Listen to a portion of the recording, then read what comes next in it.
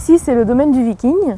Donc on est un domaine viticole familial installé sur le village de Reny depuis 1835 en fait. Depuis bien avant de s'appeler domaine du Viking, la famille était déjà installée ici sur Reny.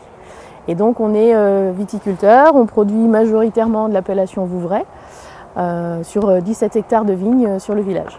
Donc le bâtiment qui est juste à côté, ça s'appelle une loge de vigne, un peu comme la loge des artistes. C'est des petits bâtiments qu'on trouvait un peu partout dans les vignobles français par le passé. Et ces petites loges de vigne, en fait, elles servaient à une époque où on n'avait pas de moyens de locomotion facile. Donc les vignerons prenaient leur déjeuner là, pouvaient travailler ici, avaient des outils ici, ça leur évitait de retourner à pied au domaine, à la ferme, chercher ce dont ils avaient besoin. On doit notre nom de domaine du Viking à un surnom. Le domaine familial existe depuis longtemps, mais c'était juste le nom de famille, il n'y avait pas de nom. Et mon père, en arrivant, a été surnommé le Viking parce qu'il avait vraiment un visage à s'appeler Viking et c'est resté. Alors l'appellation Vouvray, ça représente à peu près 2000 hectares cultivés, répartis sur 8 communes, dont le village de Reny où nous sommes aujourd'hui. C'est un seul cépage, le chenin. C'est le seul cépage autorisé dans l'appellation Vouvray. Et l'appellation Vouvray, c'est à la fois des vins blancs, qui peuvent être secs, demi-secs, moelleux, liquoreux, ou des vins effervescents, élaborés en méthode traditionnelle. Donc au domaine du Viking, on fait tous ces types de vins, suivant les années, plus ou moins de l'un, plus ou moins de l'autre, mais on les fait tous.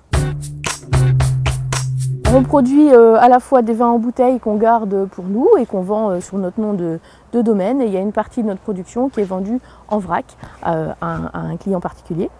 Et donc tout le reste de ce qu'on garde en bouteille, on le vend par nous-mêmes sur des circuits de distribution différents, sur des particuliers au domaine ou sur des salons des vins, sur quelques cavistes et restaurateurs et aussi à l'export. On vend beaucoup de nos vins aux États-Unis notamment, mais aussi en Belgique.